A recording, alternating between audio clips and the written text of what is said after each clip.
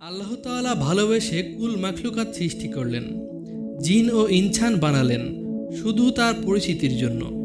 মানুষকে খলিফা হিসেবে পৃথিবীতে পাঠালেন।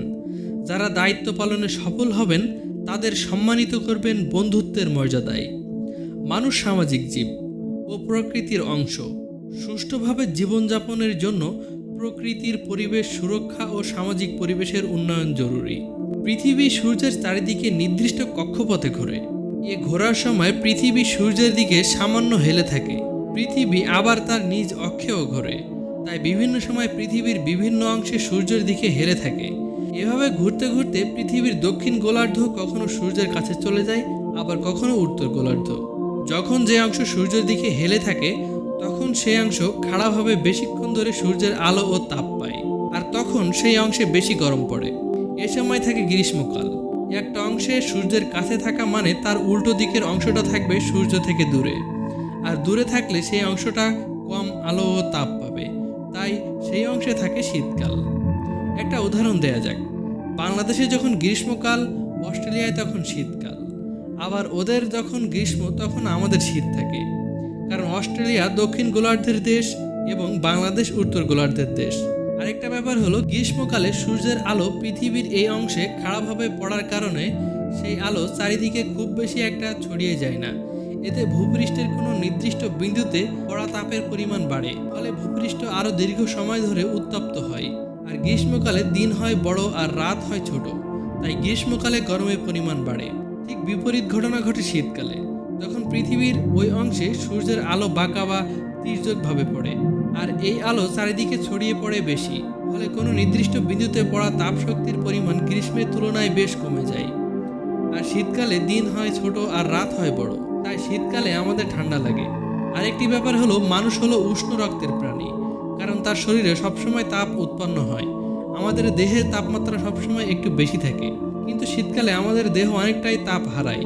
এই হারানোটা অনুভব করি বলেই আমাদের শীত লাগে। এ ধরনের সামাজিক ও জাতীয় দুর্যোগের কারণ হলো আমর বিল মারুফ তথা সৎ কাজের আদেশ ও নাহি আনিল মুনকার। কোনো দেশে যখন জাকাত আদায় করা হয় না তখন সেখানে আল্লাহ বৃষ্টি বন্ধ করে দেন। যদিও কিছু বৃষ্টিপাত হয় তা পশু পাখির কারণে। কুরআনুল কারিমে বর্ণিত আছে, জল ও স্থলে বিপর্যয় মানুষের কৃতকর্মের ফল। এমত অবস্থায় এমন আযাব ও গজব তথা সামাজিক ও প্রাকৃতিক বিপর্যয় আসবে যা থেকে কেউ কাউকে রক্ষা করতে পারবে না, এবং সেই প্রকৃতির রোষ থেকে নিরাপদ লোকরাও রেহাই পাবে না। আল্লাহ রাব্বুল আলামিন বলেন, তোমরা এমন ফিতনাকে ভয় করো যা বিশেষ করে তোমাদের মধ্যে যারা জালিম, অত্যাচারী, অপরাধী শুধু তাদেরকেই ক্লিষ্ট করবে না, এবং জেনে রাখো নিশ্চয় আল্লাহ শাস্তি প্রদানে কঠোর। আবু হুরায়রা রাদিয়াল্লাহু তাআলা আনহু হতে বর্ণিত, তিনি বলেন, আল্লাহর রাসূল সাল্লাল্লাহু আলাইহি ওয়াসাল্লাম বলেছেন, জাহান্নাম তার রবের কাছে অভিযোগ করে বলেছে, হে রব, আমার এক অংশ অপর অংশকে খেয়ে ফেলেছে। তখন তিনি তাকে দুটি নিঃশ্বাস ফেলার অনুমতি প্রদান করেন, একটি নিঃশ্বাস শীতকালে আর একটি গ্রীষ্মকালে। কাজেই তোমরা গরমের তীব্রতা ও শীতের তীব্রতা পেয়ে থাকো। এরূপ আরও অনেক হাদিস রয়েছে। হাদিসগুলোর উদ্দেশ্য মূলত জাহান্নামের তীব্রতাকে স্মরণ করানো। রাসূল সাল্লাল্লাহু আলাইহি ওয়াসাল্লাম পৃথিবীতে এসেছিলেন মানুষকে জাহান্নাম থেকে রক্ষা করে জান্নাতে নিয়ে যাওয়ার জন্য, তাই তিনি যে কোনো ক্ষেত্রে জাহান্নামের প্রসঙ্গ টেনে আনতেন। উক্ত হাদিসের সঙ্গে এ হাদিসের ভাষার পার্থক্যই প্রমাণ করে হাদিসগুলোর উদ্দেশ্য হলো জাহান্নামের কথা স্মরণ করানো। এছাড়া আরও অনেক হাদিস উল্লেখ করা হয়েছে, রমজান মাসে জাহান্নামের দরজা বন্ধ করা হয়। এরূপ আরও হাদিস আছে, জ্বর আসে জাহান্নাম থেকে, দুঃখ দুর্দশা আসে জাহান্নাম থেকে।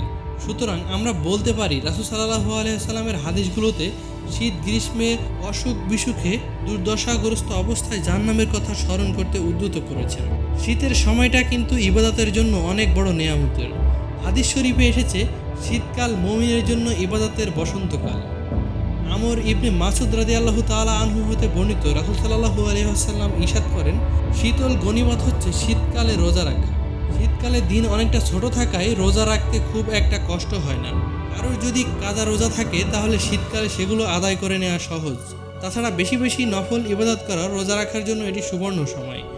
মহানবী সাল্লাল্লাহু আলাইহি ওয়াসাল্লাম ইরশাদ করেন, বিশুদ্ধ নিয়ত যে ব্যক্তি একদিনের রোজা রাখলো, মহান আল্লাহ প্রতিদান স্বরূপ জাহান্নাম এবং ওই ব্যক্তির মাঝখানে 70 বছরের দূরত্ব তৈরি করে দেবেন। কাল নিয়ে গবেষণা না করে কালকে কাজে লাগাই, ইবাদতে মন দেই। আল্লাহ আমাদের তৌফিক দান করুন।